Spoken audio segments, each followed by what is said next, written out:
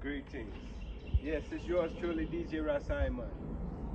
Yes, and today I'm going to be working on a 2008 Dodge Durango. Yes, this is the Adventurer model. It's the 4.7 liter engine. It's the four-wheel drive. And we're going to be changing the front end suspension, which includes the inner and outer tie rods. It's also going to include the upper control bar with the ball joint, the upper ball joint.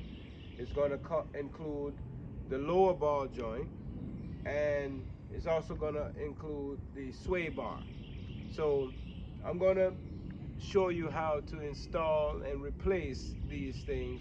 Also how to check for wear and tear, just to make sure it's not going on your vehicle, so you can make sure you're safe and sound when you're driving. Seeing? DJ Simon. Follow and subscribe. Yes, and anytime you're working on a car, we always have to make sure we say this, because some people just don't think about it because they're so ready to get the car fixed.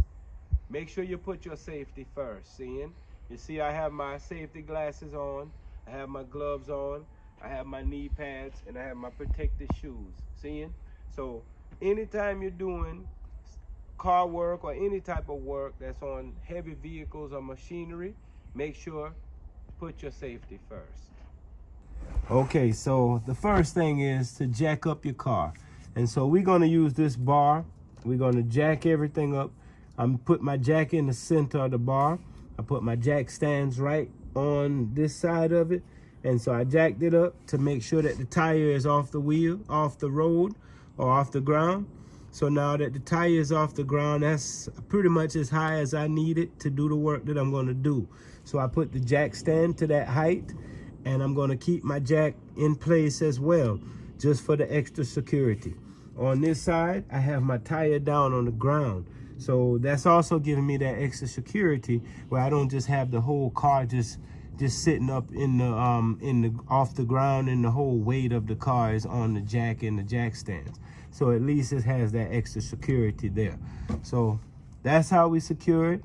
The jack with the jack stand right there, and we set it, and now we can go work securely and safely.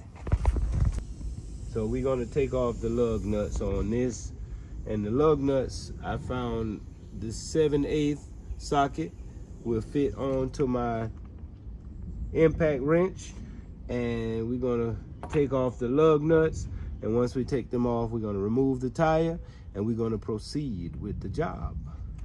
Now, for all of my impact tools, I use my trusted Husky.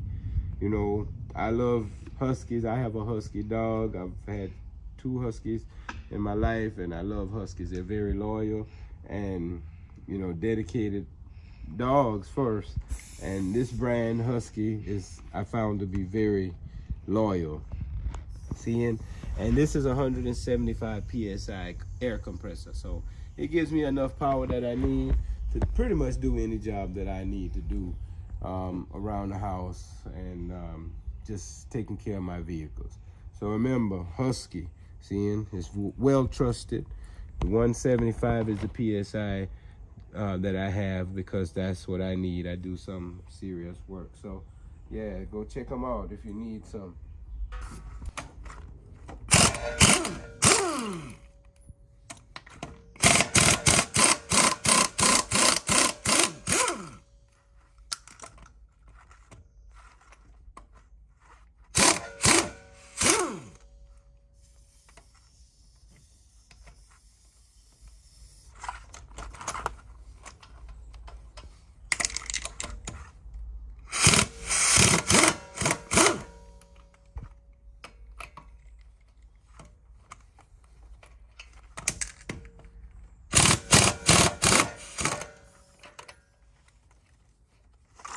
Now, very simple, just like anything. Sometimes these lug nuts will get a little warped on you, so when you go to put them inside of your wrench, your socket, sometimes they get stuck on them, and you gotta make sure you don't get it stuck on there, because it can really be a pain to try to get it off. But we got this one off with not too much problems. So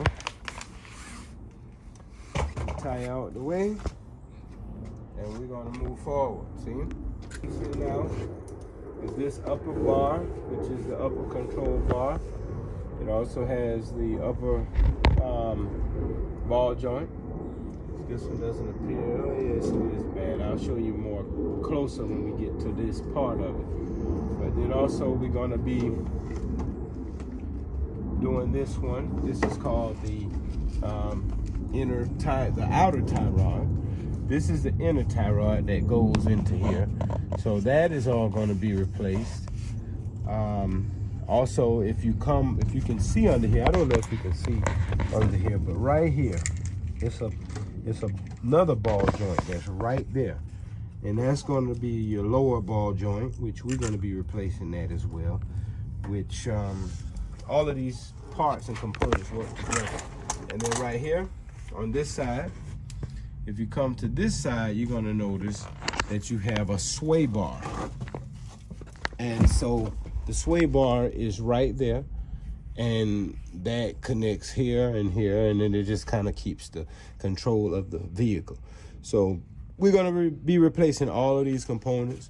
So once we finish this job, this whole front end suspension will be like a brand new truck, and you're going to have full control of the vehicle. So when you hit potholes and you hit, you know, different things in the, you know, unlevel, you know, places on the road and the pavement, you know, you're going to be able to handle them, and it's not going to be like it's about to make your car, make you lose control of the car, make you, you know, run off the edge of the road or anything like that. So yes, make sure you check it. And also, one of the major problems, or one of the major things that people, you know, get into accidents and things because they lose control of the vehicle, and they go across the other lane or whatever and hit somebody or whatever, is because of these tie rods and the ball joints.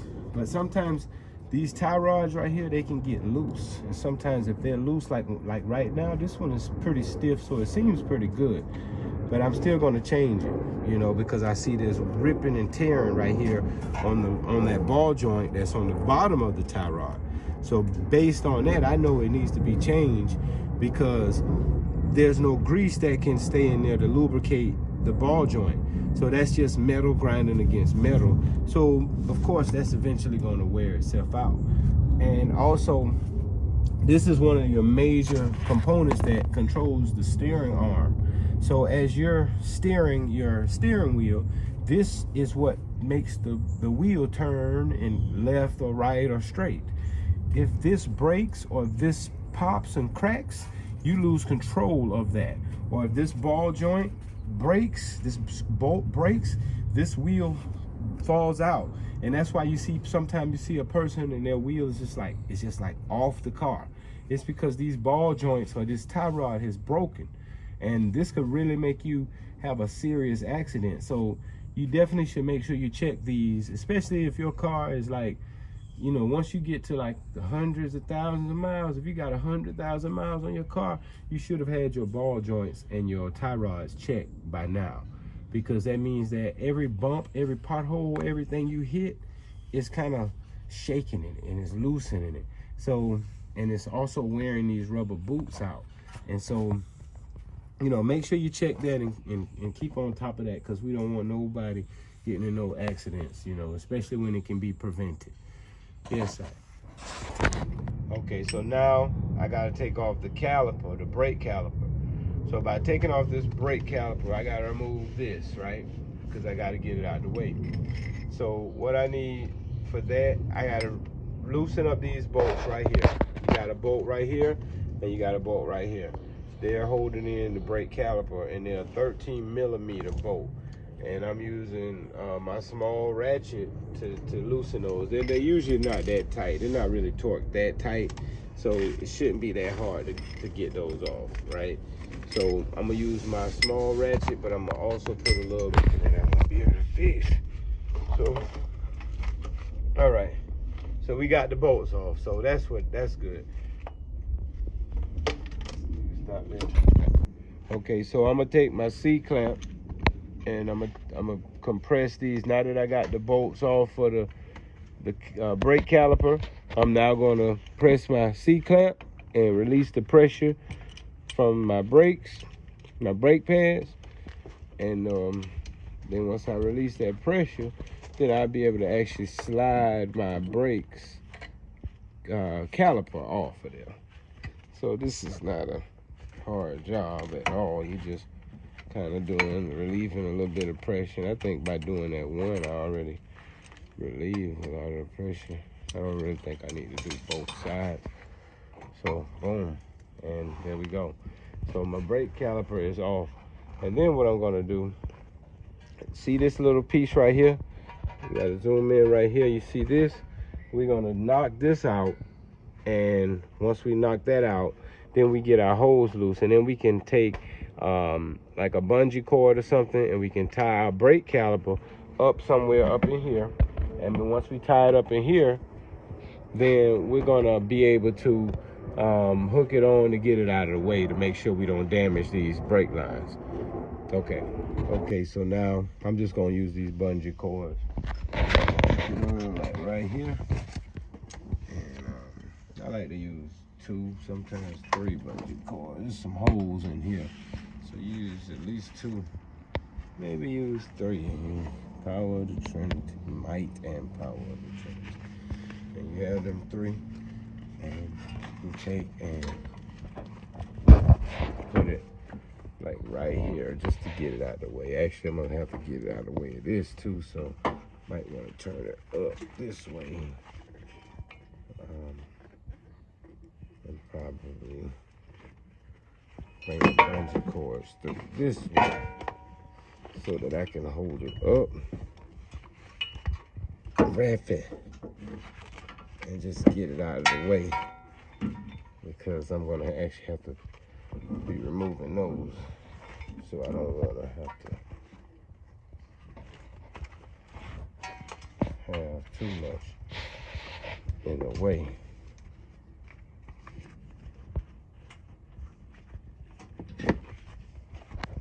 I think that's good right here, actually.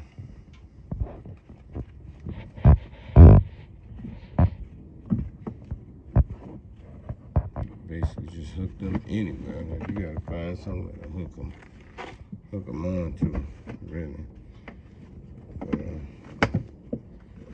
As long as it's out the way.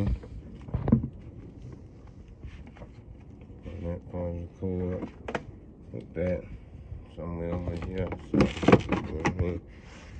you just got it. So it's kind of it's just holding it up. You don't really know, ain't really no special way to do it. Just make sure that it's secure, so it doesn't fall and it's not in your way. Got the ice gold and green every day, see? Every time. Yes, sir. Okay, so now I'm gonna remove these 2 bolts here. These are the 2 big bolts. They actually are size 13, 16, and they hold on the caliper bracket. So that's this part right here that holds on the caliper. So we'll be taking those off right now, and we're gonna probably need a breaker bar with this. Yeah, I think we're gonna need a breaker bar, because when you get to these big bolts like this, it can really get kind of challenging, especially if they've been on the field.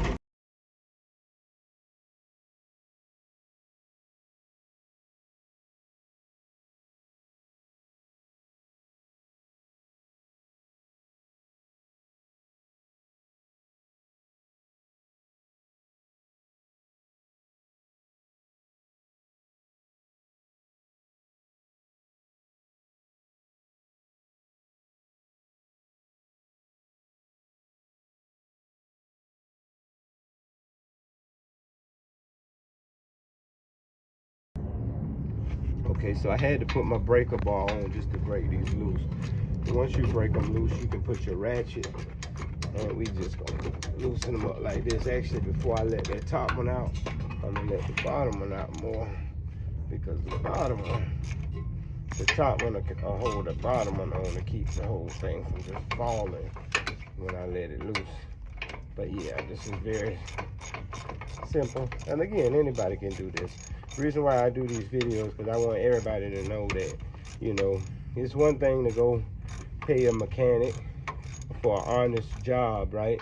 They're doing the job. But if they're charging you like thousands of dollars for a job that you can really do yourself, and you know what I mean, it's kind of like they're taking advantage of you, I think. So I want everybody to at least know how to do it, and then that way you can have the option. If you want to do it yourself, you can, or if you choose to pay, then hey, you can go pay if you got it to do that, you know. But don't be like your back is against the wall because you got to get your vehicle fixed. You know what I mean? You got the basic tools, and certain tools you can rent. If you don't own them, you can rent these tools, and you can do this yourself, man. Okay, but we're gonna just take this off, and as we do so, it come right off. It'll remove itself.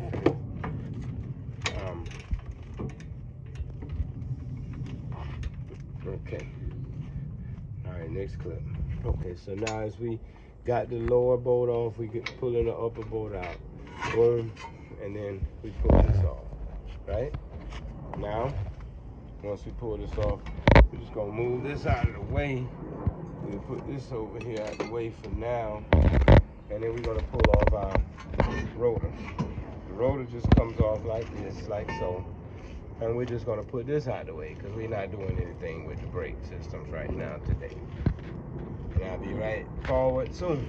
Okay, so now I'm gonna remove the outer tie rod and also the inner tie rod, right? But we're gonna just start by removing the outer tie rod off of this lower control arm, or no, actually off of this knuckle. So we're gonna remove this, and once we remove this, then we can get to the lower control arm to be able to get to the ball joint. So I'm gonna use my impact wrench, and I'm using a 13/16 millimeter deep socket, my steel, my black steel socket. So yeah, so we're gonna do it like that. Let's see if we can break this loose.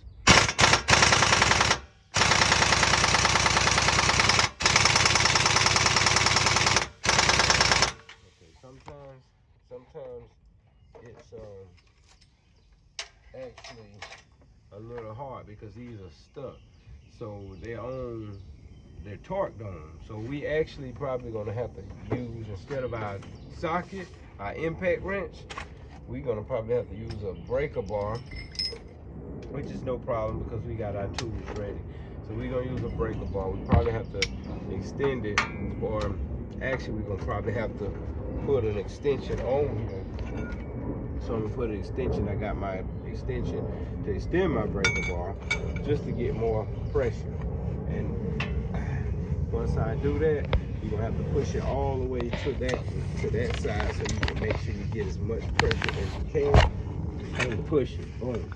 Once you push it, you'll be able to break it. This here is an extendable bar, so you can adjust it. Like I like this one because you know it's too long. So, and then I can just, and now I can get that off of impact wrench with no problem, actually. So what I'm gonna do, see, impact wrenches aren't made to get off stuff that's really, really torqued on there good like that. You know, you have to break that off to seal. But I put it on here, and I got that off now. And that's simple like that. Get my outer tie rod off. Okay, so now I'm gonna take my 4-pound hammer. I got me a little small 4-pound sledgehammer, and I'm just gonna knock this. This is the outer tie rod, the ball joint on the end of the tie rod. I'm just gonna tap it down.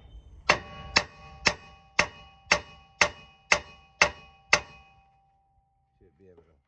And sometimes you have to knock on that knuckle.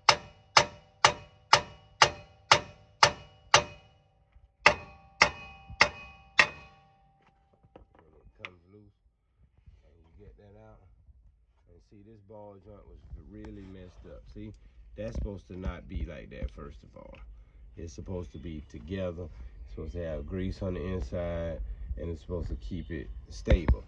And you can tell this is supposed to be stiff too. It's not supposed to be wibbling. So that lets me know the inner side tie rod, the inner tie rod is bad as well. That means that the joint on the inside is just as wobbly as this is, because it's supposed to be stiff. When you move it, it's supposed to be like you barely moving it, and this is supposed to be like you barely can move. So the fact that you can do all this and do all this, that you know both of them is bad, the outer and the inner. Yeah, but we're gonna put them out of the way for now. Now we got more access to this, which is our wheel hub or wheel knuckle, and we'll be able to get to the lower and the upper ball joints and this sway arm, and then we can go ahead and proceed with this repair job. So I think I'm gonna get this off now. No, actually, this is your axle nut. So we're gonna have to take this axle nut off. Either way, we can take it off now or after or later. I think we probably should go ahead and take these bolts off now, and then that way this will at least still be in place, and then we'll take this off. So I'm gonna go start with the upper ball joint, and we're gonna go proceed. Okay, so this is my upper control arm, and this is the upper ball joint. I'm gonna be taking this upper ball joint off so that I can actually remove this full control arm, because this comes as one unit. You know, I think you can get the upper ball joint by itself and like press it in, but by the time you do all that, you probably should just go ahead and get the whole new upper control arm, and that'll already come with a new ball joint in it. So that's also a 13/16 millimeter socket.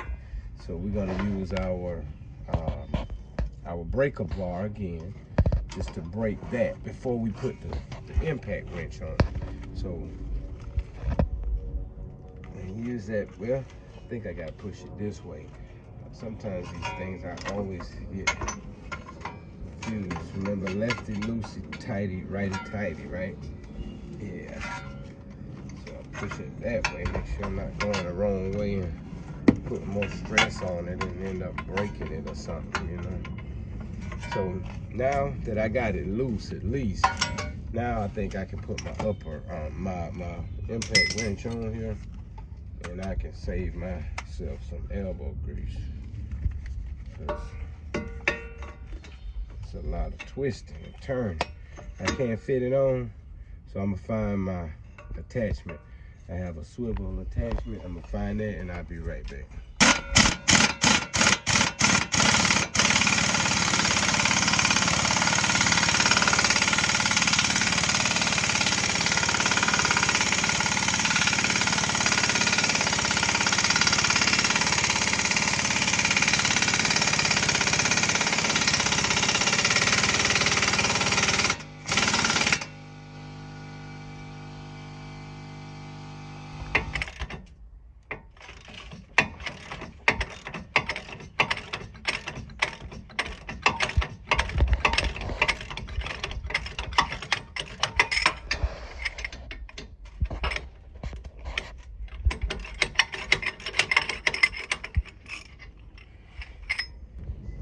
Okay, so now we gotta release this. This is the axle nut. So we gotta release this. It had a little rust on here and things, so I actually sprayed from some of my PV Blast on there, and hopefully that I let that set. And now I'm about to hit that with a 1 7/16 socket, and I got that on a big heavy duty wrench. So socket wrench. So we're gonna see how that goes. I don't know. We're gonna see if we can break that bolt and how simple.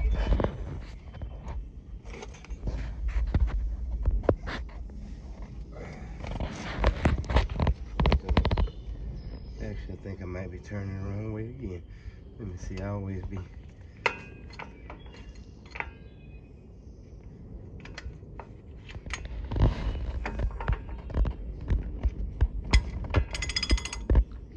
So we're gonna try to go this way.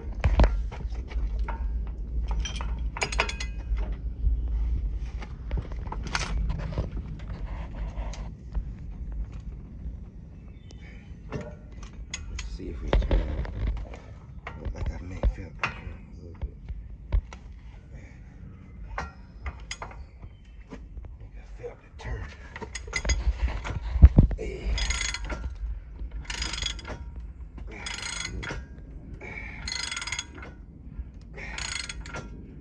Workout now. It's definitely a workout. Good workout. Maybe this kind of work. I can't use this on too much though.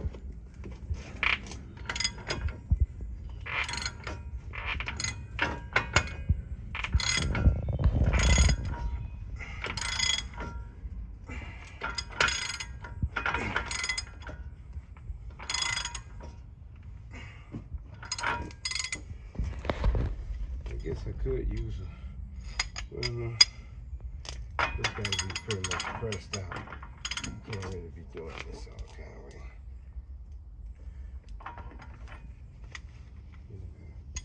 So that's, and now we're just gonna remove this off of here, like so. Remove that, and we're gonna keep that, because remember, you're gonna need to replace this. Like most of these other bolts, they're gonna come with bolts of their own, but you're definitely gonna have to replace this. So keep this and keep it, and you probably just need to keep it in here so that way you know where it's at. Probably the only time you ever need a big tool like this. Okay, so now I'm about to remove these upper control arms, but what I'm gonna do is I'm gonna remove it with this 3/4 millimeter socket. I'm gonna put it on this here and use my breaker bar, and hopefully I should be able to break that loose at least, and then get my ratchet in there. Yeah, it's loose. So I got that one loose.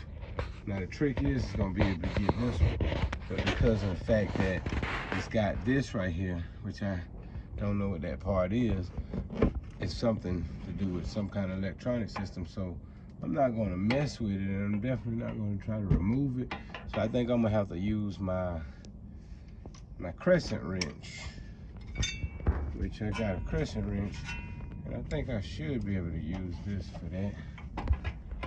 You know, you're just going to get it to the right size, and you're going to get your crescent wrench on it. Once you get it to the right size, you should be able to break it loose, and then you can be able to get your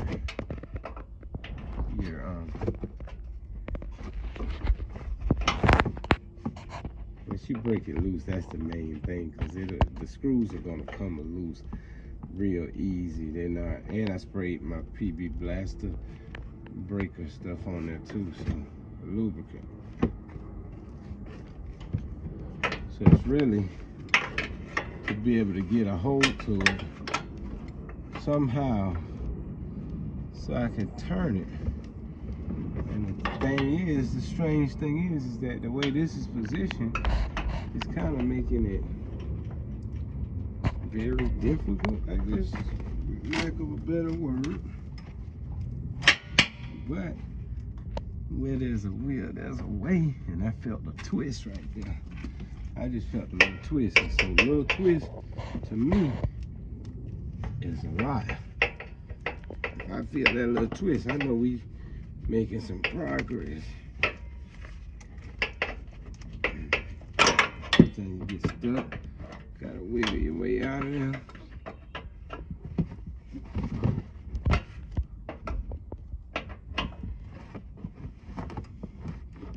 Sometimes you might even have to go in there with my grip pliers or my channel locks or something. Let's see, I might use my channel locks and see if I can get a better.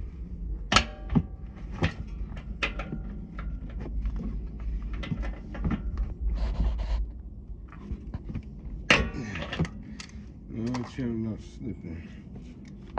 So You can go back with this. Okay, you ain't gotta record. Okay, so I was having a little difficulty trying to get this bolt off. So I was using the 3/4 socket, but I didn't really have that much room because you see how long my deep socket is. So I found that I have an 18-inch or 18 millimeter wrench. So that fits on perfect, and it's just a little more tedious work. You just got to know how to work with an old wrench. Just got to get in there, put some elbow grease to it. But other than that, we making progress. I'm not gonna bore you with all of this, but you know how it goes. And we're probably gonna have to use it over here too, just to make sure. Because this one, we can get it, but we still got this flap, and I don't want to have to take all of this off. So I'm trying to save myself some work. Okay. So yeah, we'll be forward soon. And before we completely take the upper control arm off, we're actually gonna have to knock this upper ball joint loose. And how you do that, we're gonna actually, you take your hammer. Again, I got the 4-pound sledge. You gotta hit it right here. Just see us got these knuckles, these little flat pieces. Hit it right there.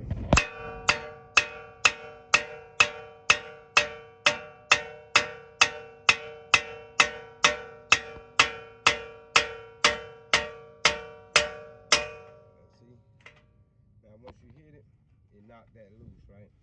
And then you just tap that up. But that's how you knock that loose. And now your upper control arm is really loose. And again, this was the tedious part because of this right here. So we actually had to do this by hand. Couldn't even use a ratchet. And this is a pain. So I understand partially why sometimes people charge a lot for labor, but still at the end of the day, it's ridiculous how much they actually charge innocent people, you know, hard-working people, whatever, but it's all good. But pull this out, and boom. Remember to keep these bolts here, because these bolts, you're gonna have to use them again, so you're gonna have to keep them, lubricate them, make sure they're clean, ain't got no debris in them or nothing, and then be able to use them again for your new control arm. So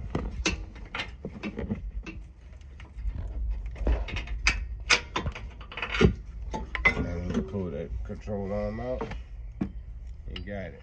And see, this one was pretty bad too. If you notice, the ball joints are all, the boot was all wore out, the rubber has, you know, disintegrated basically, and there's no grease, and there's no stability.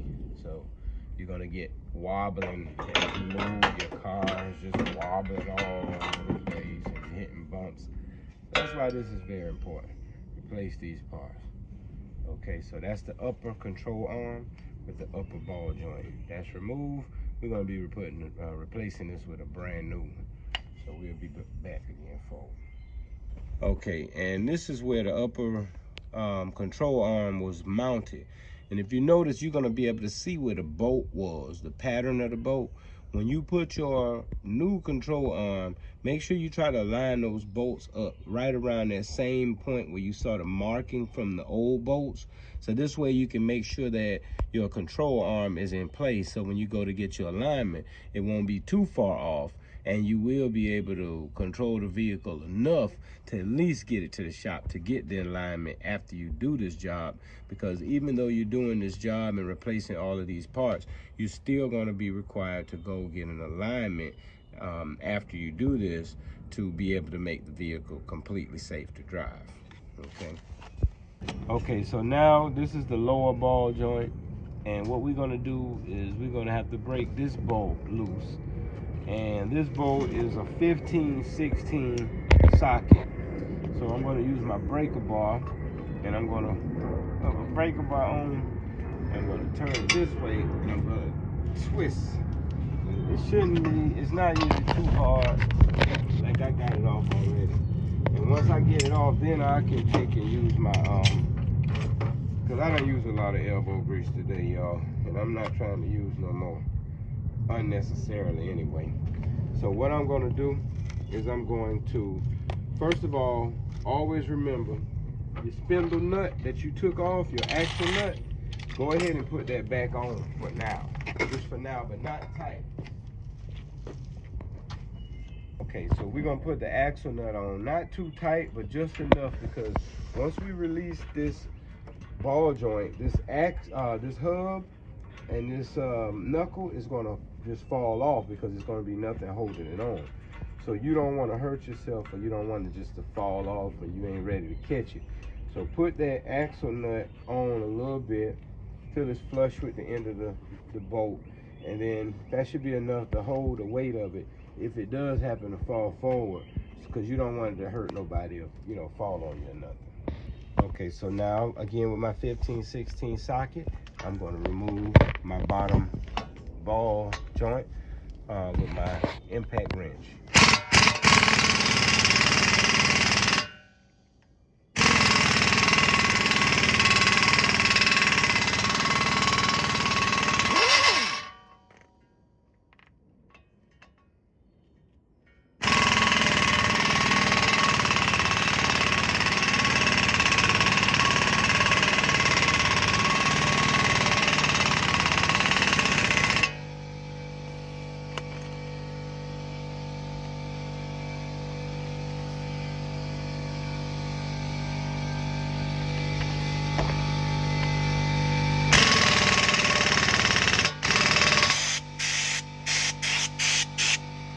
Okay, now that we have the bolt off of this lower ball joint, give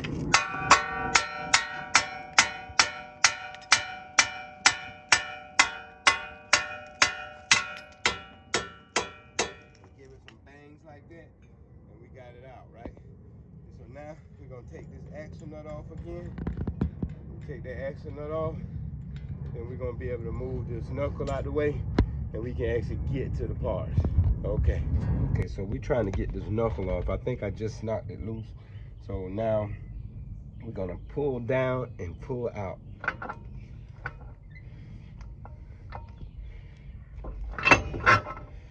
Okay, so the knuckle, we got this whole knuckle loose now. So now we got the knuckle loose. We can actually, we're making some good progress now, because now this is out the way. So now we got the lower ball joint, and we have to get that out the way. And you see, this here is like a retaining clip that they put on the lower ball joint to kind of hold it in place. So we're gonna have to actually pry those back in, so they because they bent out. They kind of bend them out to retain this, like a retaining clip. So this is the factory part, so they put that on there like that to make sure it holds it on. So we'll be removing this, and then we're gonna be pressing this lower ball joint out. And if you notice, the lower ball joint over on this side is not actually that bad, because look, I mean, it is bad when I say it's got a lot of play in it, but it's not as bad as the other ones, because it's not like this where the boot is ripped and all the grease is leaked out and it's dirt and debris and everything in there. This one is actually still intact, but we still gonna remove it, because when you remove one and replace one, it's best to replace all of them, so that way you know what you got, and the wear and tear is gonna be pretty much equal. You don't wanna have to go and replace one and then the other one's still good. Just replace them all, get it out the way, and you should have about maybe some years and years of driving without having to worry about that. Okay, so now on this tie rod, before I remove this tie rod, you do want to mark where where this nut is in comparison to the outer tie rod, because once you do get it off, you're going to want to measure it so that you can compare that to the new tie rod when you put the inner and outer together, and therefore you can get them as close as possible to the same length, so that when you put your new tie rods back on, it's not so out of alignment to the point where you won't be able to at least drive it to the shop to get an alignment done. So you still want it to be as close as possible to the length of the old ones. So a trick that I use, and I don't really know what other people use. I think some people use tape, or some people might use something. I have some old a can of white spray paint. So what you do is you're just gonna spray a little bit of spray paint right around here, let it dry, and once it dries, then you know that that'll be white. So then you'll be able to see where the nut is gonna come to, because you'll see where the white is, and then that'll let you know. You'll see what I'm saying, so just follow me.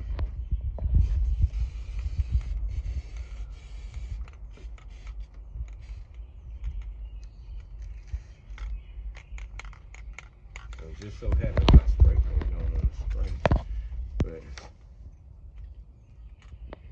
maybe it's clogged up, but I think I'm good enough. So I got white spray paint on there. If you go look in closely, even look on the back, you can see from the back right here.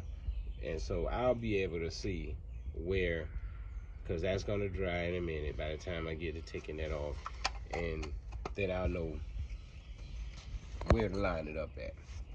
Okay, so now this is a set. This is actually a ball joint, U-joint service set, and you will need this because the lower ball joints have to be pressed out and they have to be pressed in.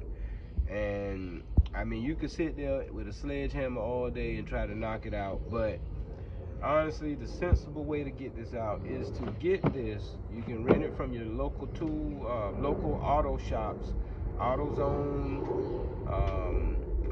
Advanced Auto Parts, O'Reilly's, Napa. All of them usually have a loaner tool program, where you put a deposit down, and when you put the deposit down, you rent the tool, and once you bring the tool back, you get your deposit back.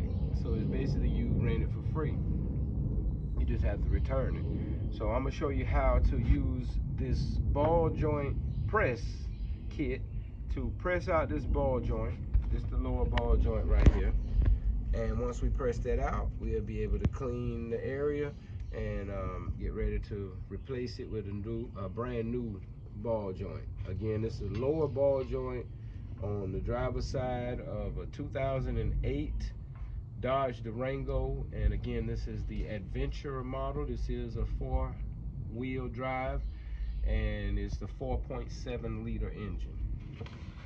Okay, so now what we're gonna do, we're gonna open this, and you have all these different size settings and fittings, and then you have this big C clamp right here. It's a big heavy duty C clamp, right? So how it works is, if I can remember, you're gonna have to find one of these fittings. This is a bottom fitting that's gonna fit around the ball joint. So I think this is gonna fit right there pretty good. And then you need to find something that goes around that's gonna be able to fit onto this, the bottom of the lower control arm, in order to have pressure so that it can push it against this as it's pushing down. And with this hole in the bottom, when you align it with this hole on the bottom of here, this big C clamp, it's just gonna press it on down through. So you should have no problem getting this out and getting that ball joint out of there. And then for the top, you're just gonna need something to fit over the top. So you're gonna use another one of these settings, probably, let's see, maybe this one. No, well, that could work. I guess this could work, because it don't really have to be anything special. It just needs to be something for the pressure of this to push down on as it's pushing that ball joint down. So let's try this and see what we can come up with. So we put this in, and we put that in, and then we just start screwing it down until we get enough pressure on here to hold it in place. And once the pressure holds it in place, it's pretty much self-explanatory now, because we're gonna get a we're gonna find out. I think this is a 7/8. I'm not sure. No, it's not. I don't know. It's a 15/16. 15/16. And I'm gonna use my breaker bar, and I'm gonna just start turning it until I can't turn it no more. And it should start pressing that thing down out of there. Just keep on spinning. It's a little process.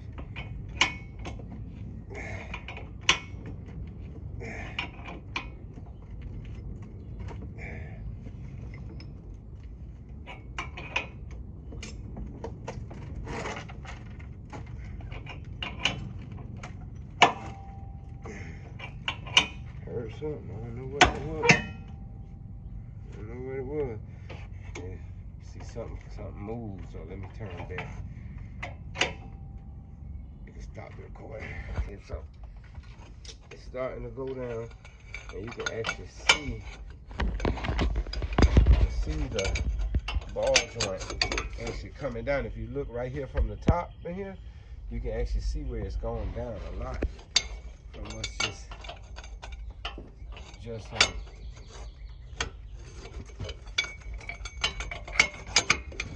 twisting. So just keep on twisting it. I don't think I need that breaker.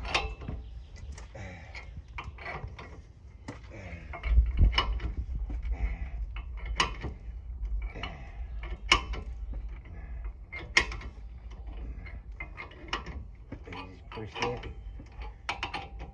And I guess you will know when it come off, because it'll do that. So when it do this, you know you got your lower ball joint off, and then now that you got it pressed on, you probably gonna have to, yeah, you're gonna have to loosen this a little bit to be able to get enough play to turn around. And once you do that, you got your lower ball joint pressed out of there. And it's basically the same identical process of pressing the new one in there, but we just gonna clean up around here before we do that. Well, so this is the old ball joint, and like I say, it wasn't that bad, but it definitely needs to be repaired, because I see grease leaking and stuff, and I do see where this is a little dry rotting going on. So again, it's always better to replace it, get it out of the way, get a new one on. Hopefully you got like 10 years before you have to even think about this again. But this one is off, and it was a little bit of wiggle room. I don't like that. When I drive, I like it to be stiff, you know? So I'm in control, not the bumps that I hit. Okay, so we gonna just, and like I said, we just take our wire brush and we just gonna clean in here as much as we can.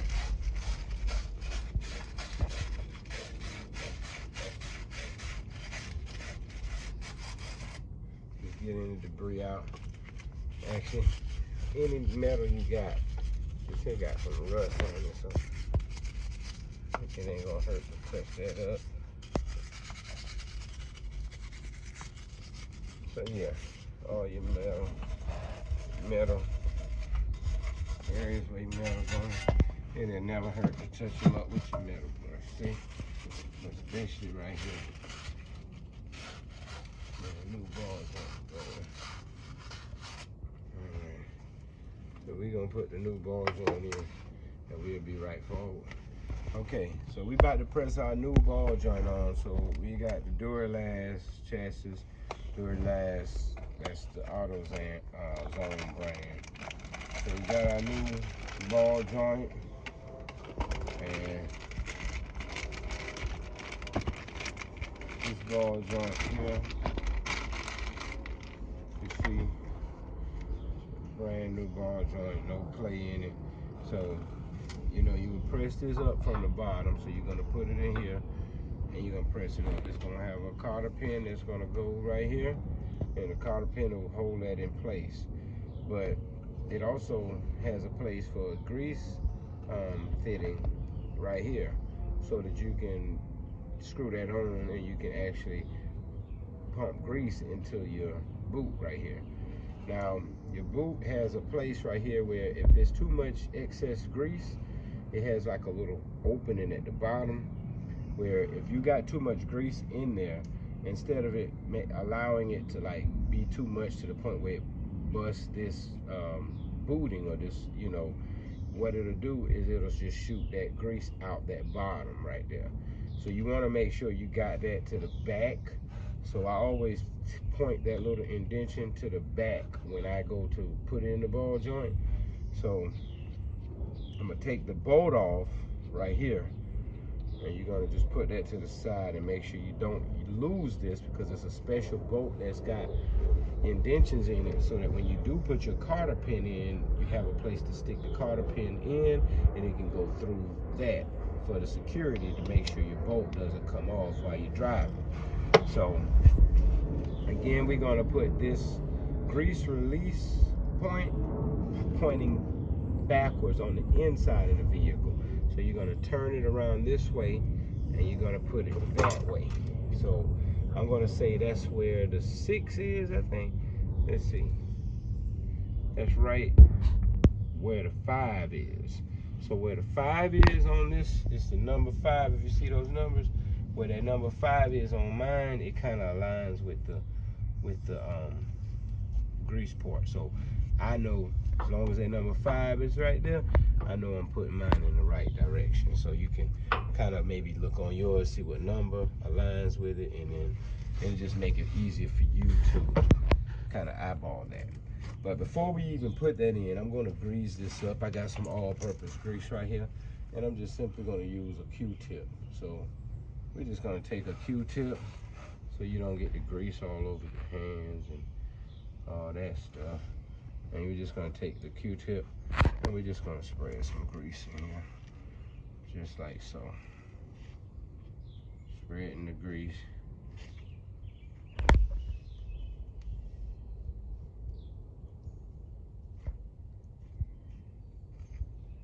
Okay, and I think that's good enough. That it doesn't have to be a lot of grease or anything, just enough to give it a little lubrication.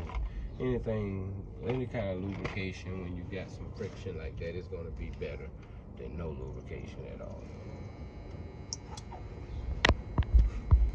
Okay, so to push this in, we got one fitting on here, and we're gonna put this up in place.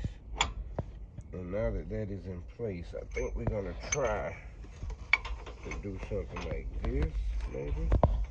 So let's just try this, maybe.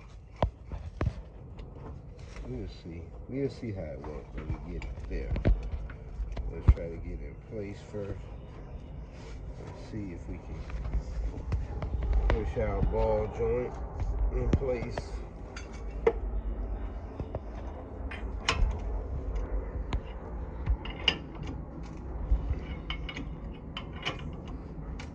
Let's see if that's working or not. In a minute, we'll know.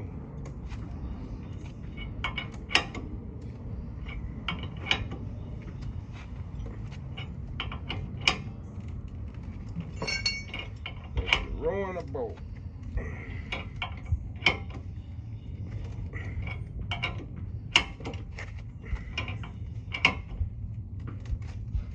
Take some pressure. Actually, I'm kind of tempted to loosen it. Actually, loosen it before I get too tight, so I can go in and I can see if it's actually pushing it in there. And hey, guess what? It is actually pushing it in. So I guess I did something right. So let's finish that. It's going in the right direction. Always better to be safe than sorry, though, especially when you haven't done this before. Just be safe than sorry, but hey, It's pushing that bad boy in there. And that's all we need. Whatever else going on, don't make a difference. As long as it ain't damaging the part that we using, installing. So yeah, so this is what we gonna do. We're gonna crank this until it's in there, and then we're gonna show you what it look like once it's in.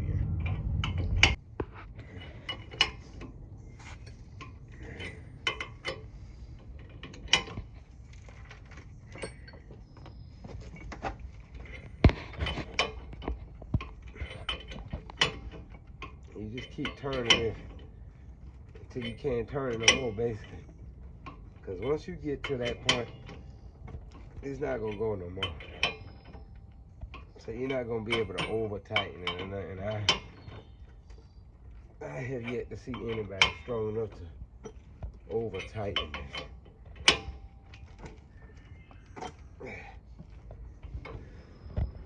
I mean, there's probably some strong people out there that probably can over tighten it. I'm not saying that, but I've yet to see it.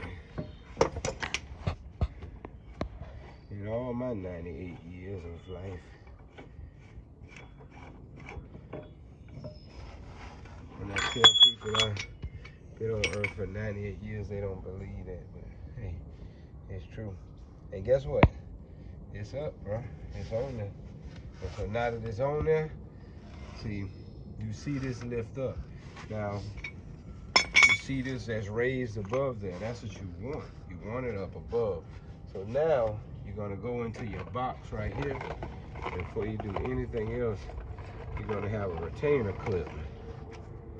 You see this retainer clip, you ought to take this off. Take the retainer clip out of there. And you gotta make sure you put this back. Because this is like how they had that metal kind of pushed in to hold it earlier from the factory. This is the same purpose, serving the same purpose, but it's just a retainer clip. It's just a little more easier and whatever. So I'm going to get some needle nose pliers. My needle nose pliers, and I'm going to take them and put it into these little holes, spread this out, put my retainer clip on, and I will be able to move forward with this job. So you put your needle nose pliers in, put your retainer clip down here, and when you put your needle nose pliers in, you're just gonna spread them out. Open them up, and when you open them up, you should be able to get that. So we're gonna spread our pliers out.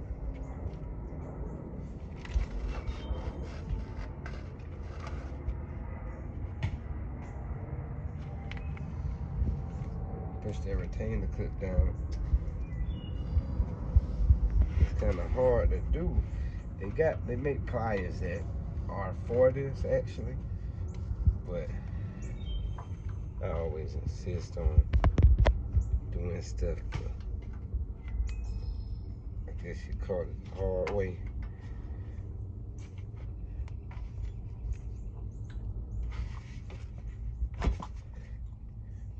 Pause that. Okay, so now we got the retainer clip on there. That's on there. And now we're gonna put us a grease nozzle on there. Comes in the kit. You just take this little grease nozzle here and just gonna screw that onto the top in that little hole right there. That's for. If you don't put nothing over there, grease will just ooze out of there and stuff. So you gotta put something on here, because they put the hole in there for you to be able to lubricate your system. So you gotta do that. Sometimes these things are so hard to do them with gloves on. So sometimes you gotta take your gloves off.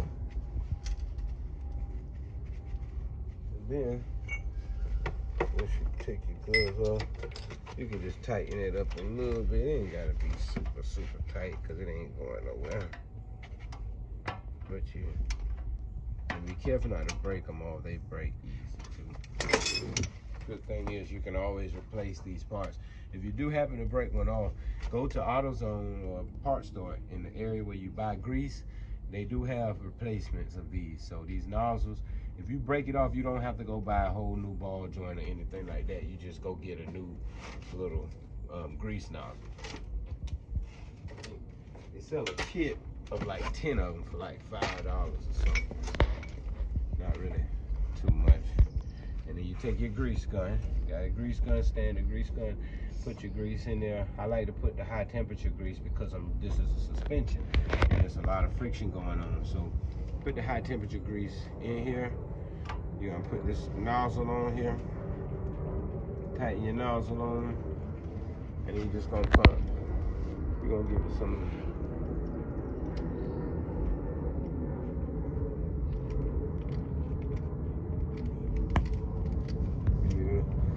Give it a few pumps. You're gonna get some overflow, but hey, overflow is not bad because it ain't gonna hurt. You know what I'm saying? It's not gonna hurt nothing. Get your overflow, and then you take this off. And you take it off, and then you just wipe the overflow off with like a napkin or something, or towel.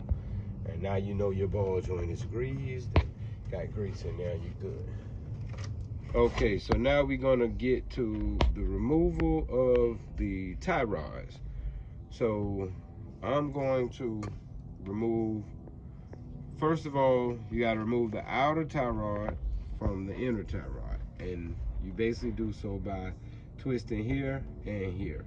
And you release this bolt, and you'll be able, you hold this bolt and you'll be able to turn and spin the outer tie rod off of the inner tie rod. And then we'll proceed with removing the inner tie rod. Okay, so what I'm gonna do now is I'm going to take some grip pliers. I'm gonna grip onto this bolt right here on the inner tie rod. Squeeze on that bolt. Right here you have a slight indentation on the outer tie rod that you can fit you can actually fit a wrench or crescent wrench or something right there. And then what you're gonna do is you're gonna twist. And when you twist, it's gonna loosen it. And once it loosens it, you'll be able to just basically spin this outer tie rod off of the inner tie rod. And once you do that, then you're ready to remove the inner tie rod. So yes, people, remember to subscribe, like, you know, all those things. Follow, share, comment. DJ Ross Hyman. You know, I'm not just a mechanic, I'm actually a DJ. This is actually my DJ page, but you know, I'm multi-talented and I just like to share with the people. So follow, subscribe, like, I would greatly appreciate it. And hopefully this is helping you to fix your vehicle. And so you're just gonna proceed. We're gonna remove this. And we already sprayed spray paint on here, so that way when we do remove this bolt, at least we know where it should be as far as the placement. So then we can kind of get an idea of how to measure the new tie rod once we put it back together, so that they kind of are the same length.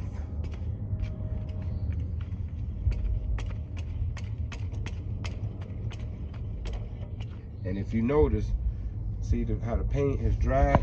So that means when I get ready to put this back on the new one, anyway, I put the bolt on, I know to put it back to that length. And how I'm gonna use this as my guide is once I take this off of the car, I will put this bolt back on here, up to that line.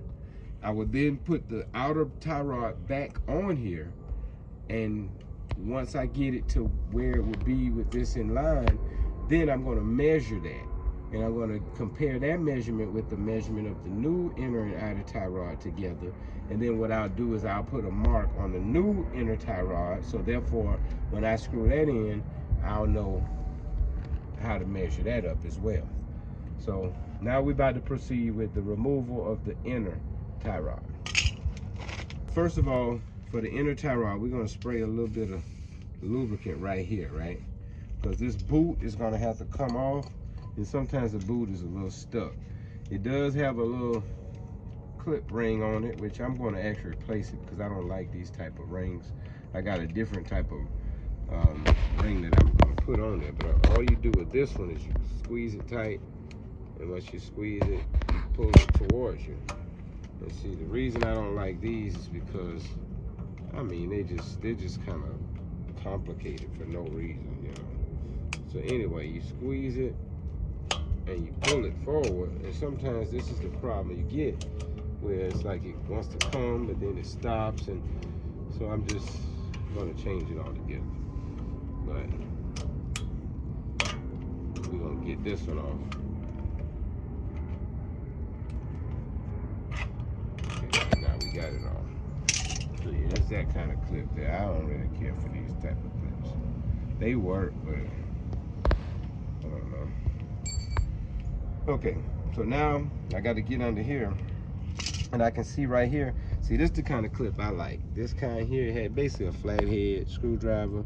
You take a flathead screwdriver, twist it a little loose, and then it comes right loose. You don't have to worry about trying to squeeze nothing and all of that extra stuff.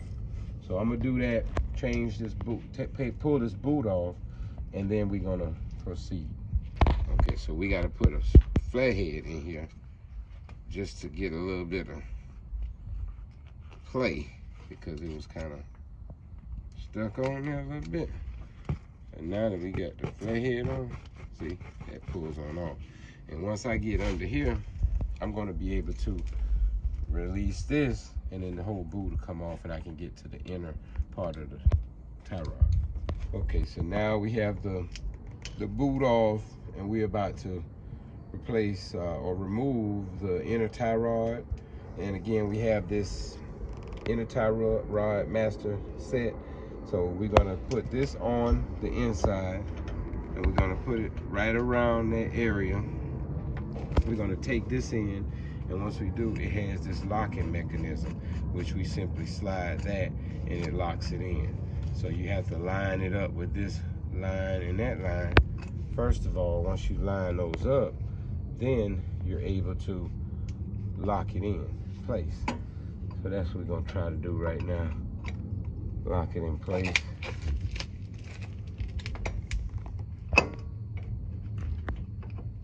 And then once it's locked in place, well, you gotta make sure it's locked though, because these things will come out on you. If it's not locked in place, it's not gonna hold it. I'm telling you.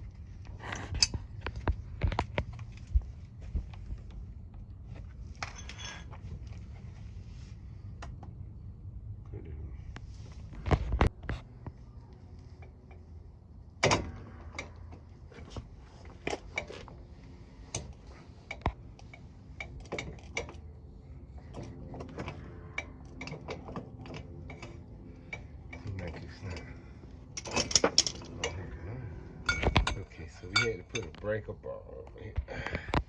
Had to put a breaker bar over here. We broke it loose, and now that we got the breaker bar, I think we're making some progress on getting this tie rod off of here, because this thing kind of gave us some trouble. But now, have the tie rod on, and boom, it's off of there. And it's like, yeah, it was on there good, pretty good. But it's off of there now. So we got the old tie rod. And like I said, it's got a lot of play in there. When I show you how the new tie rod is, you're gonna see that it don't have that much play. So I'm gonna be back with the new tie rod. See, this new tie rod, it don't bend or none of that, right? So remember, we also got to set this bolt so that we get it to the right length as the old tie rod. So we're gonna, before we do anything with the installation, we gotta mark this. which means we gotta go and get the old tie rod, put that back together. And once we put that back together, then we can go about marking that one based on the length of the old one. And we'll be right forward. Okay, so in order to mark the new tie rod, the length of it, I gotta put this bolt. I sprayed some spray paint on here, so I gotta take this bolt all the way to the point where the spray paint is. Once I get it to that point, then I know that was where it was positioned. Even though this truck needs an alignment, it's been in need of an alignment, so this is definitely not going to take the place of an alignment, but it will get me enough, or close enough, to reach the shop to get it aligned. Then you put this back on. Once you got your bolt to the point where you put your spray paint, then you just screw your bolt on, and then screw your outer tie rod back on. And you're gonna get that all the way up to that bolt, right? And once you get it to that bolt, then you know that is the approximate length of your tie rod, right?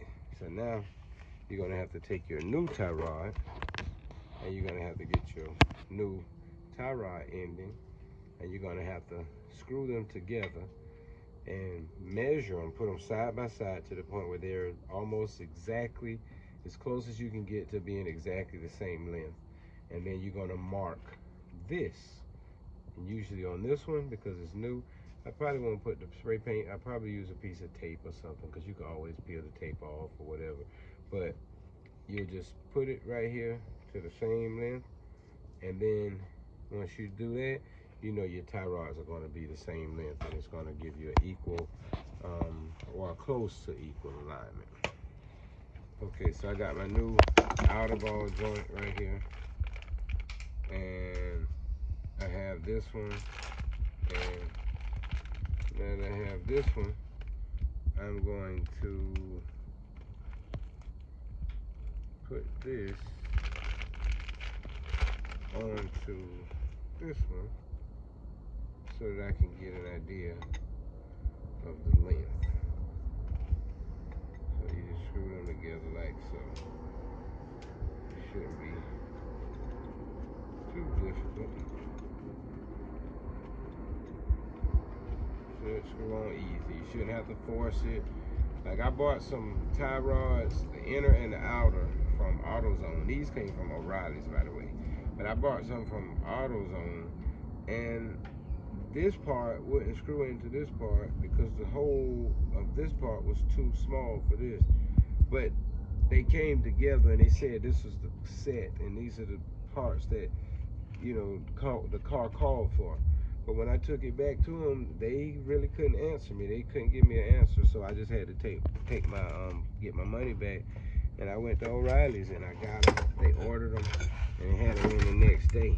And so I said, well, hey, they just lost a customer on that one, buddy. Cause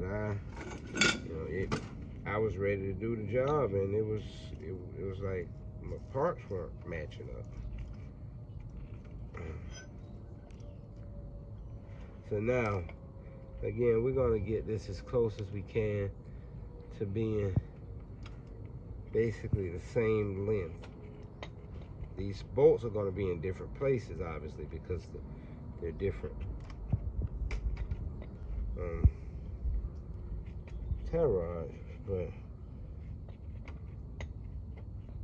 so once you get them to the, I think maybe one more turn, maybe.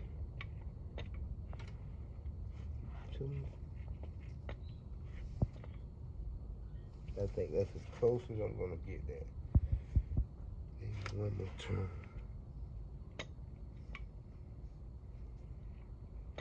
Might have been too much.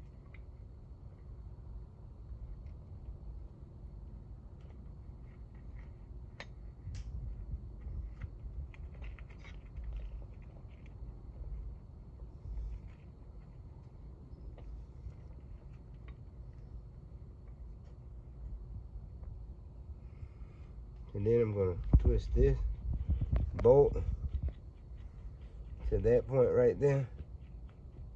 And I know that that bolt, when that bolt is set at that point, it's gonna give me almost an identical match. And so then now what I'm gonna do on this one, like I said, because I don't wanna have to wait on the paint to dry and all that. So I'm gonna just take a piece of duct tape.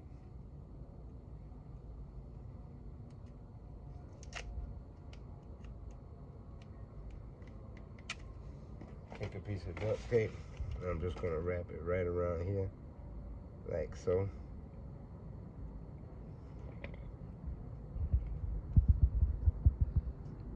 I'm gonna wrap that duct tape around. Now, I know how far to twist my bolt on to keep my tie rod aligned. Take this off.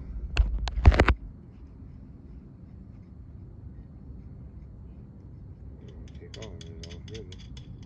Take it all off to put it on.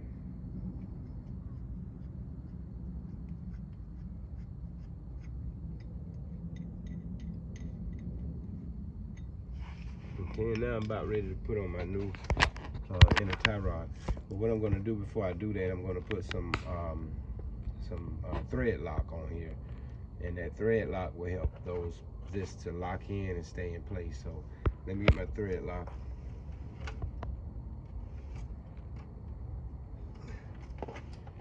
And I got the blue thread lock, so it don't need to be the red one. That's going to be extra super tight. This one will lock enough. This is the medium. The red is like the heavy duty. So this one's the medium strength. That's good enough right there. Your thread locking, you put that on here, and then you proceed with screwing this in, and you're gonna get that in, and then we're gonna torque it. I'll tell you the torque foot-pounds that you need to torque it to, but once we torque everything in place. But we're gonna do this by hand so that we don't cross thread it. So we're gonna put it in. So just thread the inner tie rod by hand after you have your thread lock on there. And once you get it in hand by hand, as tight as you can get it, then you know it's time to use your this right here. So your tool, your tie rod tool. So we're gonna proceed with using the tie rod tool and get this tight and get it torqued on there. Okay, now that we have the inner tie rod hand tighted on, now we go back with our inner tie rod tool, and I'm using the 1.5. I was using the 38.4 millimeter, but this 1.5 seems to fit a little better because that other one was slipping. So I just tried a different one, and that one fit a little better for me. So, and yeah, I took my gloves off because I just needed a better grip right here. But you know, still, like I said, keep your gloves on and all your safety measures in place, right? But now we got this on, and now that we got it on, we gotta tighten it a little bit, and then we're gonna torque it. So, because it's gotta get 80 foot-pounds of pressure to hold it on tight and snug. So we're gonna proceed pulling it this way. Proceed with tightening it back up this way, and get a little more leverage on it. Okay, and that's what I got that on there. I got it pretty tight with my breaker bar, ratchet set. So now that I have that pretty tight, I'm going to pull out my torque wrench. And with my torque wrench, this torque wrench, I'm going to set my torque wrench to 80 foot-pounds of pressure. And once I set it to 80 foot, I'll be able to get it set. So let's set this to 80 foot-pounds.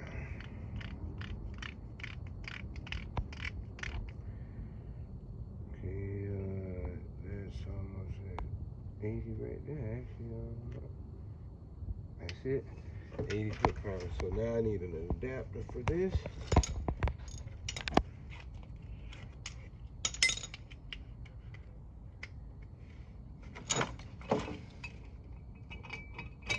Now I put on my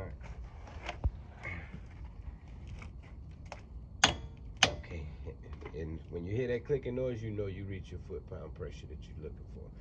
So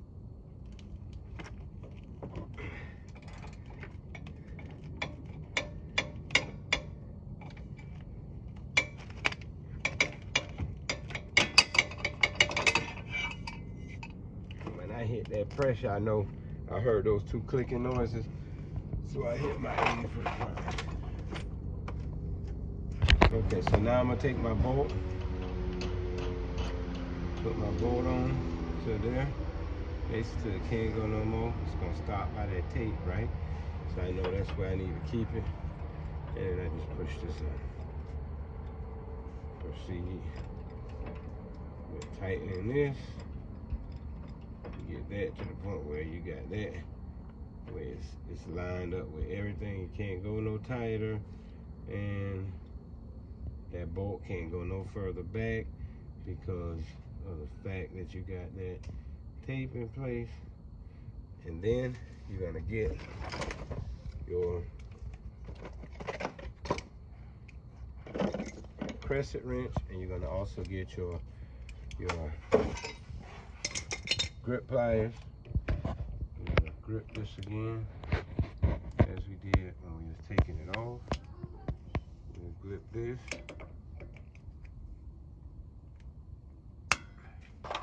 And then we're gonna take and grip right here as well.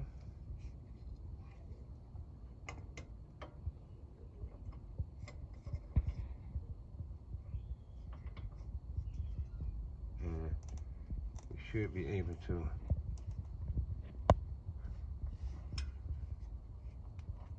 tighten them. You pull up on this one, pull up on this, and they're gonna kind of keep together. And once you tighten them up together like that, it's really no way that you can not get it tight. Okay, so I just put the upper control arm on, just like I took it off. And remember, I told you it's important to line these screws up with that as close as you can. So we're gonna have to tighten it down a little bit until we get to the point where we can line it up. Because you know, the way it is right now is kind of, the screw is out, the bolt is out a little far. So it's kind of hard to line it up.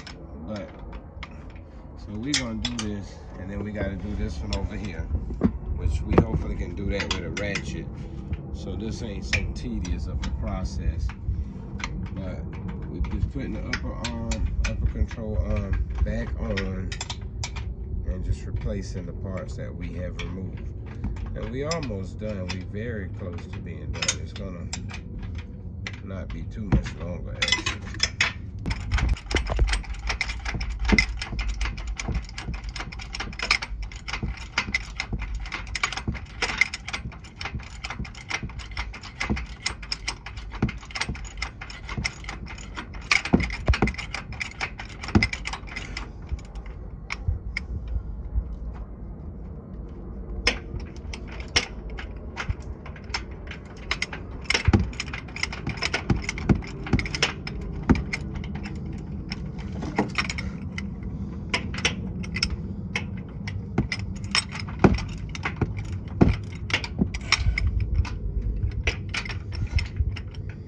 Got the upper tie rod on, the upper control arm on.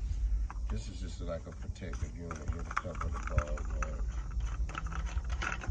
Take that off. Put that back on until we get the knuckle back in place and get ready to align everything. So now we got this replaced, the upper control arm.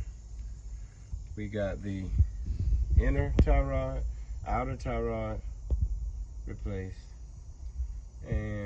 Also, we got the lower ball joint replaced. Now we just have to replace this, which this is really one of the easier parts of the whole job, and that's just called the sway arm. And we should be able to get that on relatively quickly, you know, in relation to all these other parts that we just did. We should be able to get that off very quickly. To kind of get in there to see, it's going to take a 7/8. So I'm going to use this, and I think I'm going to try to take that bottom one off first, because usually that one is a pain. Sometimes you have to actually cut it off, and I got my cutting tool ready just in case too. If I have to cut it off, I will. I know.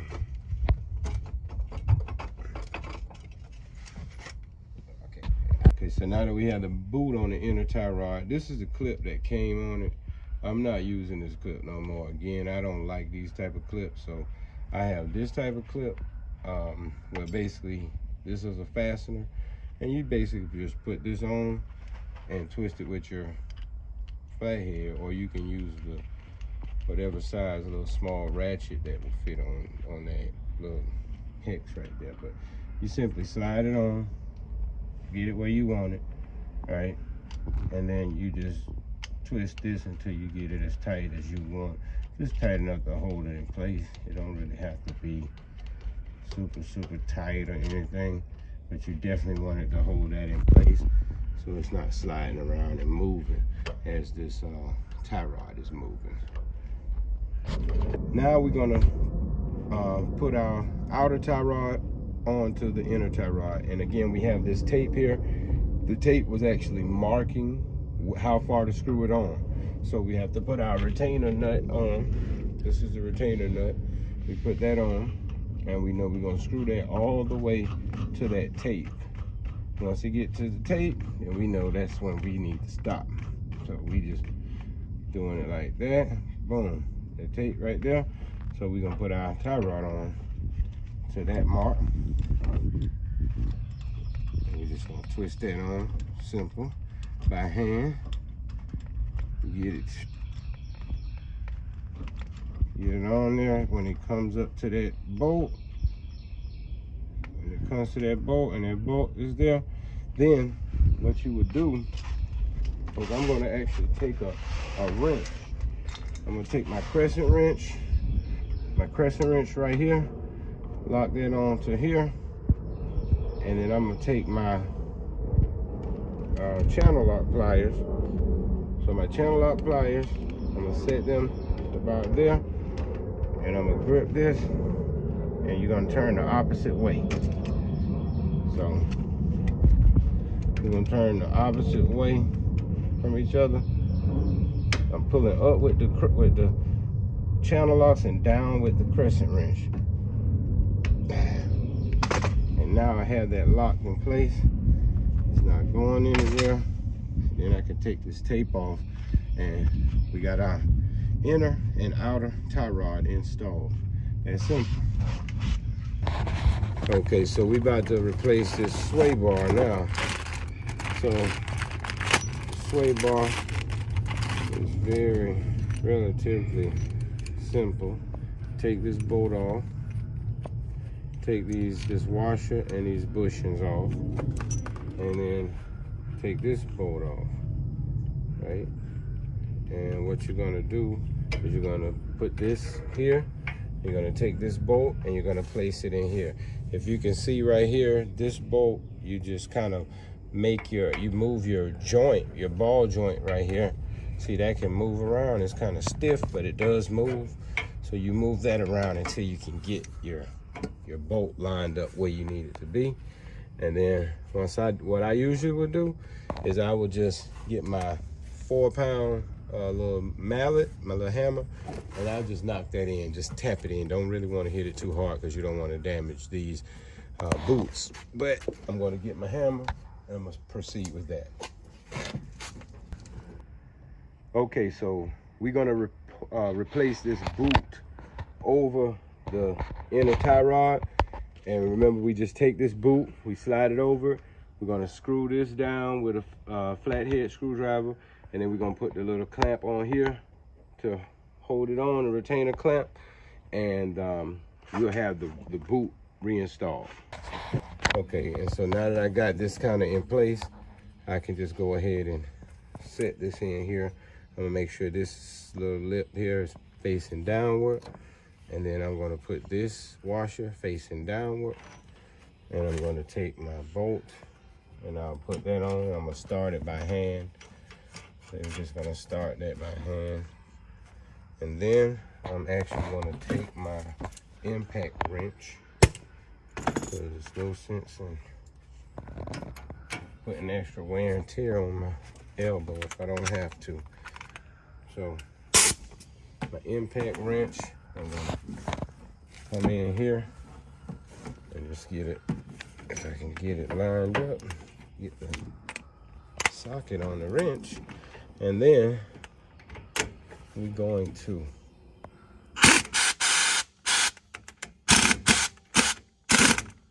just snug it down. And again, I didn't tighten that bottom one yet because I wanted to make sure I got that top one kind of snug in there.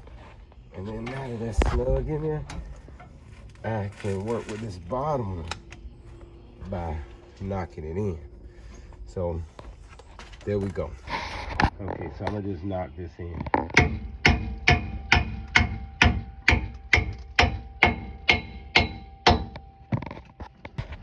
Okay, and so I'm just gonna put my bolt, start this by hand as well on this bottom of this sway bar. Start it by hand, and then we'll go from there.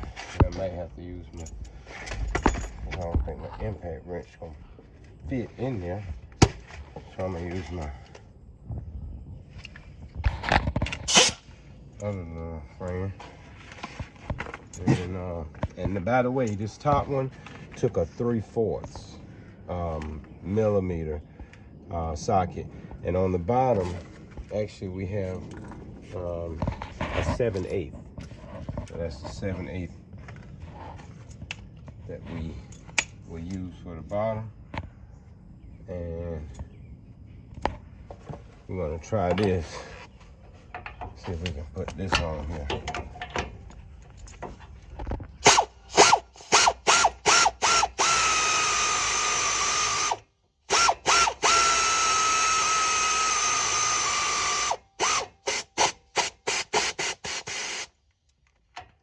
And that worked pretty good right there. And I think I'm gonna do it up here too. Again, that was the 3/4. So let's just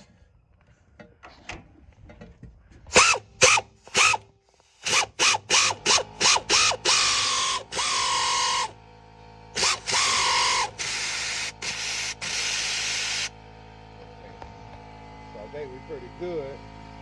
We're gonna torque these as well. Okay, so I got my torque wrench now, and I'm gonna torque these. This top bolt calls for 40 foot-pounds.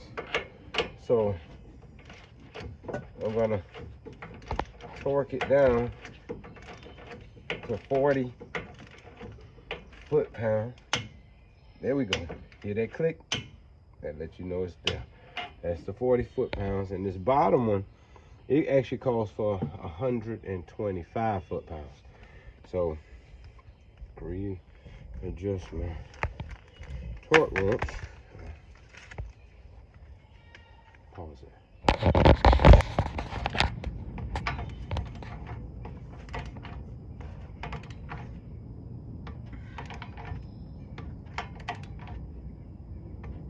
Getting this bottom one to 125 foot-pounds.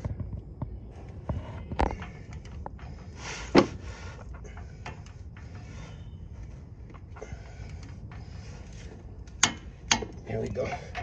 When you hear that click, you know you reach your foot-pound pressure. So you're done. And that's the installation of the sway bar. So those sway bars, those help keep the front end sturdy and keep it from all that wobbling and everything on when you're hitting bumps and stuff. So we're ready to put everything back together now. So okay, so we about to proceed with that. We're gonna replace this knuckle and hub. Once we replace that, Of course, we're gonna replace this axle with the axle nut to hold that in place. We're gonna torque the ball joints, torque the tie rod, replace the rotor, replace the brake caliper assembly, and we should be ready to put the tire back on. And then we're gonna go from there. These are shocks, and I think we're probably gonna replace the shocks as well. So I did order some, and I got them in the mail, so I think I'm gonna go ahead and replace these two. But I'm gonna focus on what I started here, and the next video will be replacing these shocks. Okay, so now, again, we're about to reinstall the knuckle and the hub. Basically, everything will line up. This ball joint right here, you're gonna have, there's a place on the bottom of the knuckle right here that's gonna go. You can see that hole right there. So you're gonna take the ball joint, and you're gonna take the hub and the knuckle and put it down here. Also, remember, you have to insert this axle into there, and then you're gonna just pull up on it. Once you pull up on it, you're gonna put your washer on here,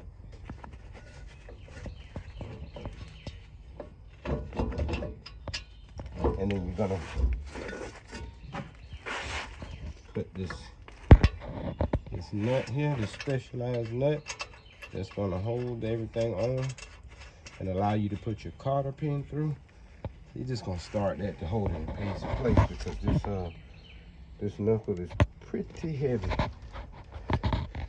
And now, once we got that in place, we can proceed with, we're gonna put in our,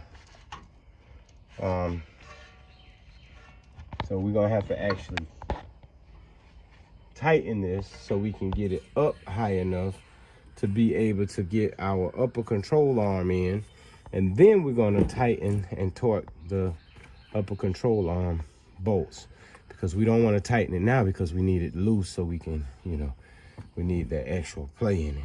And then we're going to put our ball joint on, our tie rod on. We'll probably put that on last after we get everything else in place. Okay, so I'm gonna use this is 1 1/16 socket. It's gonna fit the bottom right here of this lower ball joint. I'm gonna fit that on. Get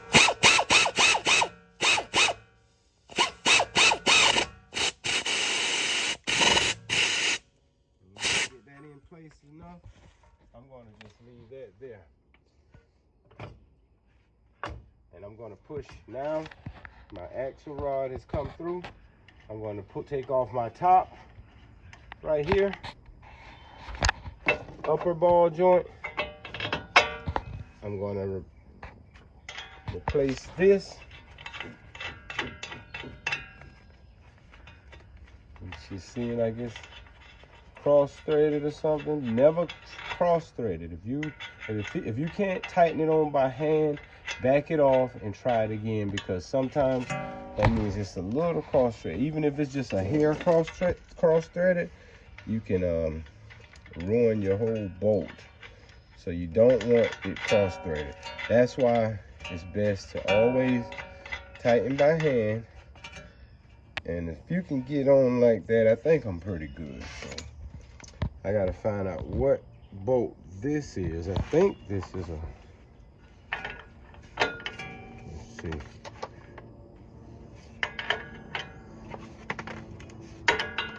This is a 7/8. So I'm gonna go ahead and snug that down too with my impact tool.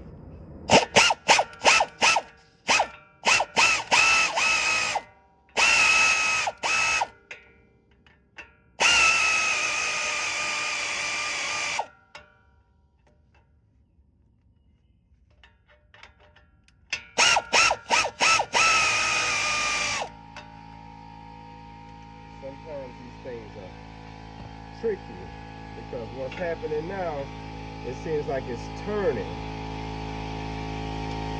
Okay, so I'm gonna put my tie rod in while I'm seeking to tighten everything up before I get it too tight, and then I'm going and put my tie rod in, put that bolt over there, and that way that's at least holding that.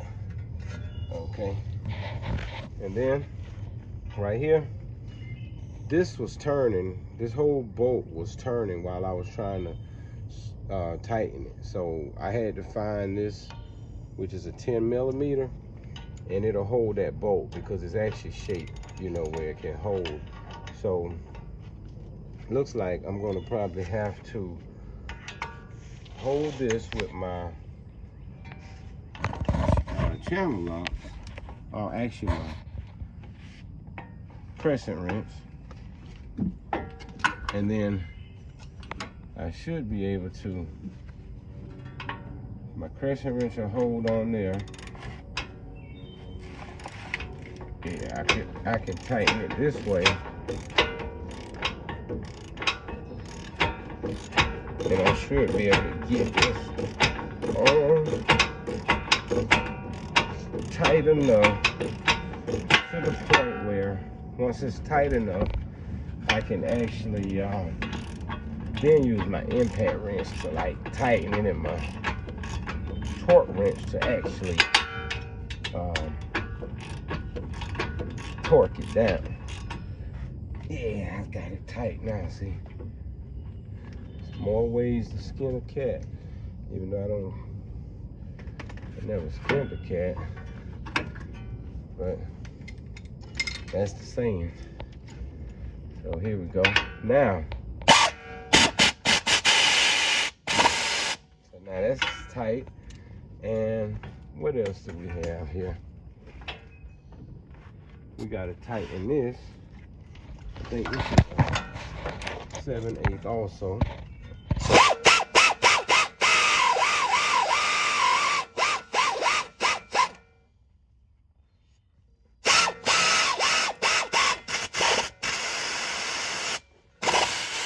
And once your impact tool can't go no more, you know you pretty good.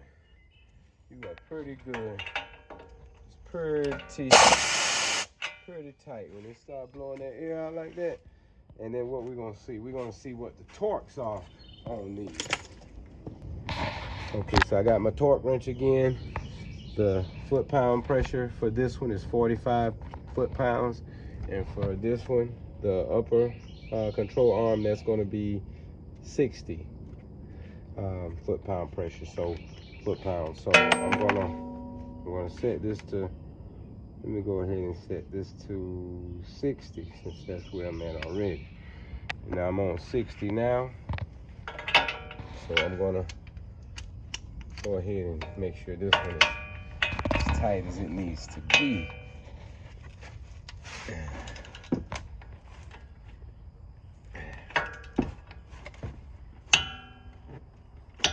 Hear that clicking? Let me know it's there. And then I'm gonna set it now to 45.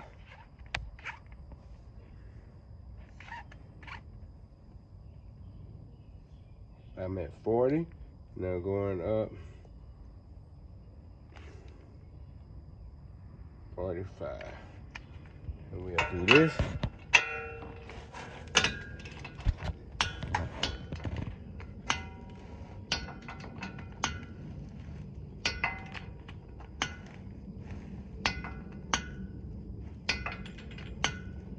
I'm getting my clicking, so I guess I'm tight. I'm pretty good right there.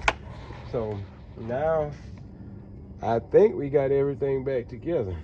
Now we gotta torque these, and that's the upper control arm bolts. Since everything is back together, we can just torque those, and once we torque those, then we're pretty much done. We just put everything back together as far as the rotor, the brake caliper assembly, the brakes, and then the tire, and we're done. Okay, and these bolts, they gotta be 100 foot-pounds, so I'm gonna start it with this.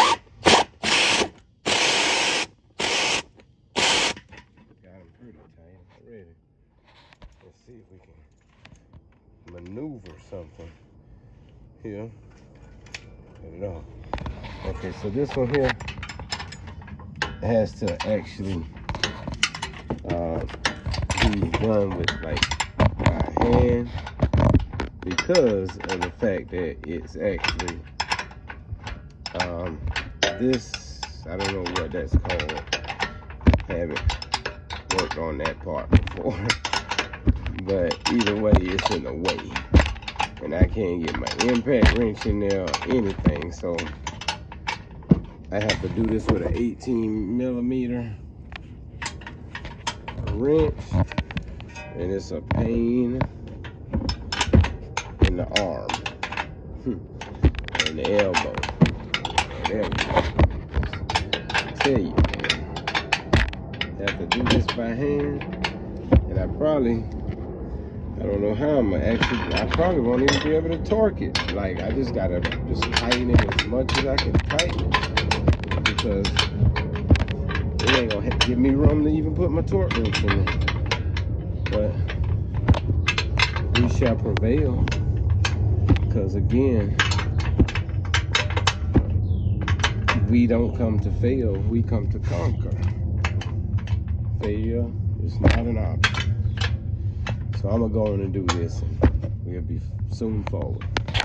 Okay, so now we're gonna replace this axle nut, and I'm just gonna put a little bit of thread lock on there. Again, I'm using a medium thread lock.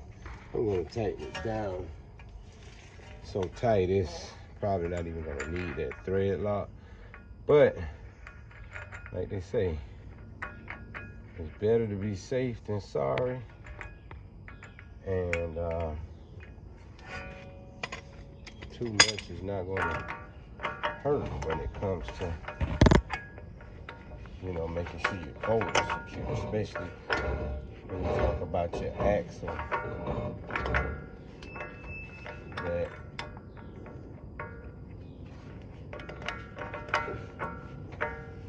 controls the whole car.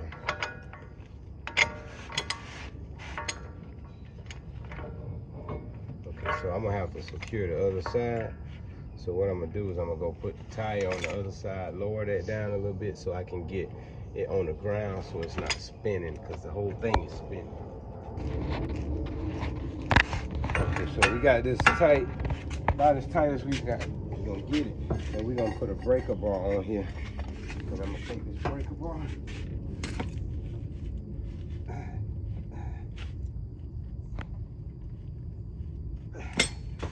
I don't think we can get no tighter than that. We're good. So that's your axle nut. So now that we got that, we can proceed. We're gonna put the brake stuff back and we done. Okay, so now I'm gonna put my rotor back on. Get one lug nut to hold it on right here. At least one. And once you hold it on, you know you're good. You don't have to worry about this falling off or whatever. So I'm put that one there. We got these bolts that's gonna go here and hold on the caliper housing. So the caliper housing, that's gonna go just like this. And so what we'll do is we'll insert the bolt from this side, start it by hand, and then we're gonna do the same thing on the bottom one. Start that by hand.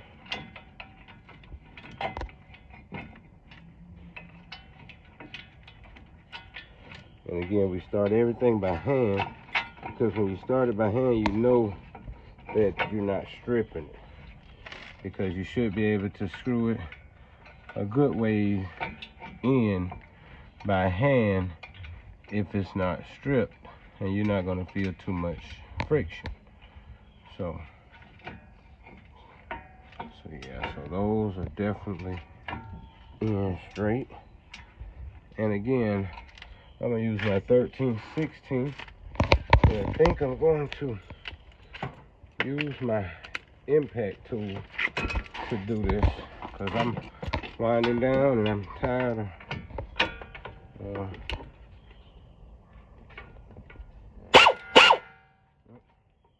loosening on that. I was loosening there. Okay, there we go. Now we're gonna tighten.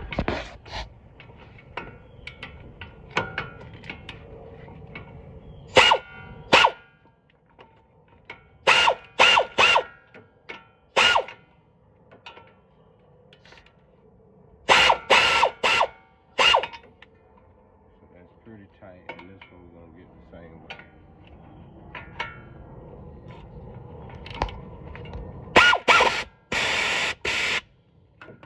Once they're in, you know, we could always get our old faithful wrench, and then we can do some, you know, we can tighten it ourselves as well. But I think that breaker bar got it pretty tight.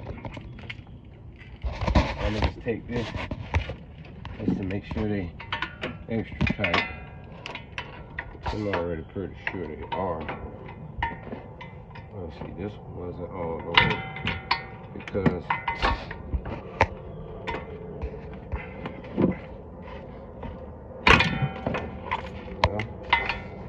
now I'm sure it's pretty tight though, because I can't go no more. All right, so that's how we do that. Okay, now I'm about to take my cotter pin, and I gotta stick my cotter pin in here. And remember, you gotta twist your cotter pin so that it locks that bolt in.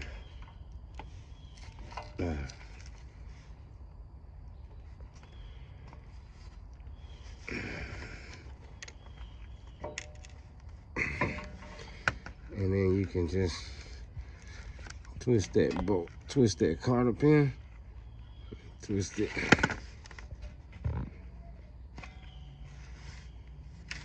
And now your bolt should be secure. You don't got to worry about that coming out. That's gonna be pretty secure. Yeah, I think that's gonna be pretty secure.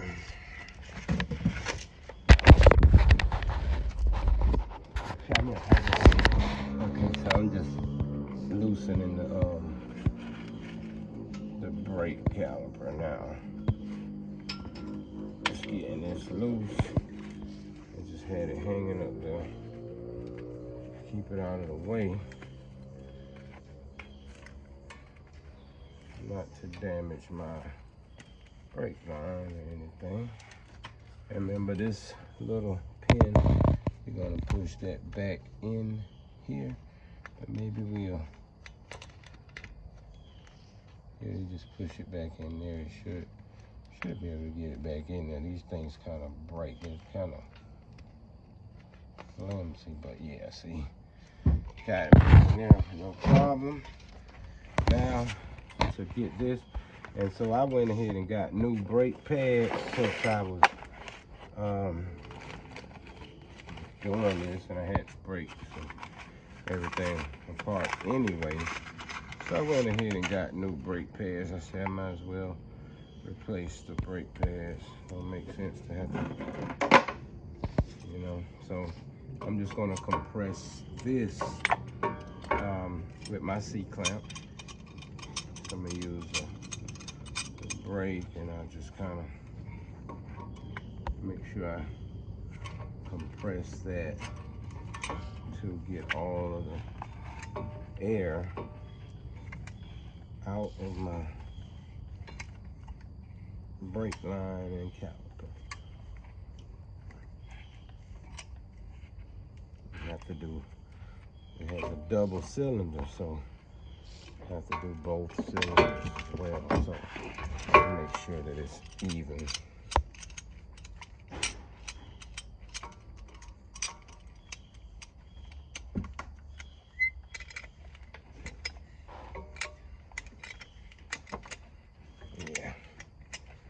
Once you get that in,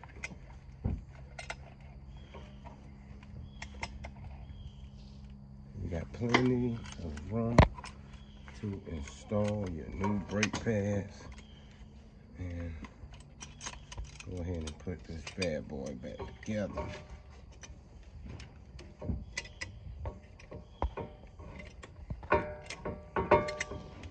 There we go. And now it's just installing the brake pads now. So we'll do that and be right forward. Okay. So we got everything back together. We got the rotors on, the brake calipers, brakes, changed the brakes, got new brake pads, and everything is on, snug, and secure, and it's ready to take to the shop to get the alignment.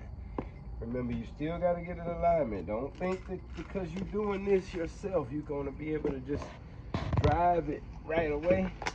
You're still going to have to get an alignment because you have to make sure that everything is proportioned. But we definitely saved ourselves about $2,000 by just doing this ourselves, though. I could say that. So I mean, if you don't mind saving a few dollars and using your money for other things other than car repairs, then you can go through all this hard work that I went through and do this part yourself, and then just take it in and get you an alignment. You could probably get an alignment for like $60 to $85 or something. Most places. Now, you got some places that's going to try to charge you like $200. Don't go to those places because they ripping you off. Okay? There's no reason that you should pay no $200 for an alignment. An alignment should be less than $100.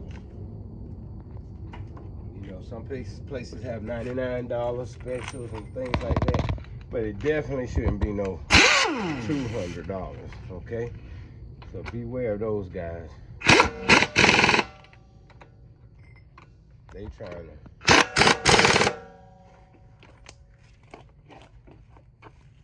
those guys who trying to charge you $200, don't trust them. If they're gonna do that to you, then you don't know what else they'll try to do to you.